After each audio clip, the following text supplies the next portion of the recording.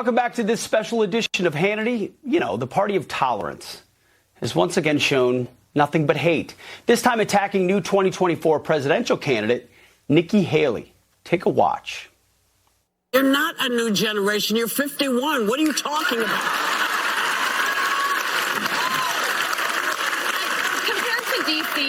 Compared to D.C., though, that's a new generation. Well, but it's not a new generation. She may be younger than most of those people, but her rhetoric is the same.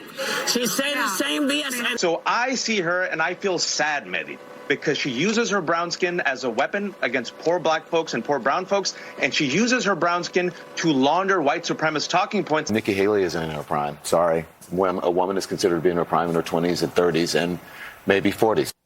She uses her brown skin as a weapon. That's what they say openly, while mocking her age on The View.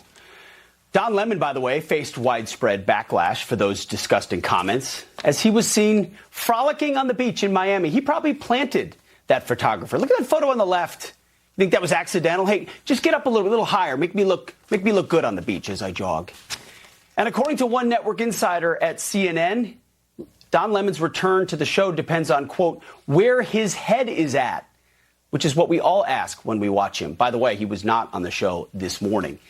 Joining us now with her reaction, 2024 presidential candidate, former governor and UN ambassador, Nikki Haley.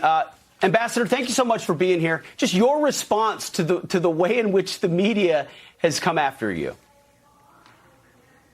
You know, I'm not surprised, Pete. I mean, I have dealt with this all my life. They can't stand a conservative minority female not being a Democrat. And so they will continue to throw everything. When I first won the governorship in South Carolina, it was liberal minority Democrats that said she's not a minority, she's just a conservative with a tan. I mean, this is going to continue to happen, but it infuriates them because they know we win independents. They know we win suburban women. They know that we win minorities because our solutions lift up everyone, not just a select few. But more importantly, look at how hypocritical this is. If a Republican had said this about Kamala Harris, if a Republican had said this about any Democrat, they'd be asking for people to be fired. You're not hearing any of that. I mean, first day it was Whoopi Goldberg. The second day it's Don Lemon. You know, today The View picks it back up again, and they're trying to glorify Dianne Feinstein and, you know, Maxine Waters when I say we should have mental competency tests for people over the age of 75. You know, we've easily struck a nerve, but I'll wear it as a badge of honor. Did you anticipate this generational thing? I mean, 51, I'd like to think is very young, especially when you look at Washington, D.C. I'll be 51 before I blink. This is you are you know, well in the middle of a political career. You've done so many things already, so much ahead, and you've got a Democrat Party that has been lauding Nancy Pelosi for decades, who's just a tad bit older, you're senior than you. Did you think age would be the issue that they would latch on? We knew race. They're so silly about that. But age?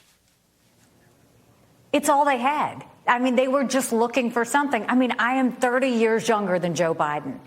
They seriously have looked at, if you look at polls, Democrats don't even want him. You can't say I'm old when you've got a president that's 31, 32 years older than me. I mean, that's ridiculous. But at the end of the day, we're going to talk about things that matter. I am at Royal Flooring here in Urbandale, Iowa, and what they care about is they want accountability in D.C. They do want a Washington outsider. They want term limits. They want mental competency tests for elected officials. They want government to remember they work for the people, not the other way around. And so the libs can get upset all they want. I saw Bernie Sanders lost his mind over it. But, you know, when they get defensive about it, who do they think they are that the people in America don't deserve to see what the mental competency of these elected officials are? Why are they so upset that we're asking for term limits? Why are they so upset that we want them to balance a budget? I think it just goes to show Washington needs to be cleaned up a lot more than we thought. Well, it sure does. And, you know, what's more important, the ideas you hold or your age? Because there was some criticism in conservative circles, you know this, that an allusion to a generational change is an allusion to the current frontrunner, Donald Trump. So is this really about ideas or is it about age? What's most important to you? Look, I think it's about transparency. Americans need to know that their elected officials are capable of making the really tough decisions. These are decisions on national security. These are decisions on what happens with our debt. These are decisions on their children's education. Americans deserve to know these things, and we need to have transparency. And so this isn't saying that you can't do your job. This is saying that you need to be transparent enough that you tell the American people whether you're at the top of your game. And I don't see anything wrong with that. This isn't about one person. This isn't about presidential candidates. I want this for Congress. I want this for all members of Congress to be able to do that. Look at D.C. right now. Look at how old it is. Are you comfortable that they can deal with a Chinese spy balloon? Are you comfortable that they can deal if North Korea is testing ballistic missiles? Are you comfortable if Iran's trying to get the bomb? No, we need to know that we've got people in Washington who are capable of making these decisions, and more importantly, that they remember who it is that they work for. And they've lost that. And everybody that's getting defensive about this says more about them than it does about the fact that we're trying to change this. And that they remember, what day of the week it is. It's a very important thing if you're in a leadership role. Real quick, big story, lead story, Joe Biden in Ukraine, hasn't been to East Palestine. How would you approach this issue at this moment? It's very telling that here you have one of the worst crises that we have is on our border, and Joe Biden won't come. Now you've got these poor Americans sitting in Ohio. The first thing, I did this as governor. We had hurricanes, we had floods, we had a church shooting, we had a school shooting. The first thing you do is go be with your people. The very first thing. And you take your agencies with you. Joe Biden should have shown up. Kamala Harris should have shown up. And all of their agency heads should have shown up. We had a train derailment in South Carolina. Let me tell you something. Those chemicals, they go into the ground. They go into the water. They are in the air. You have to tell all of the people of the affected area what you know, what you believe is going to happen, and how you can earn their trust in being back there. This is about parents raising their kids there.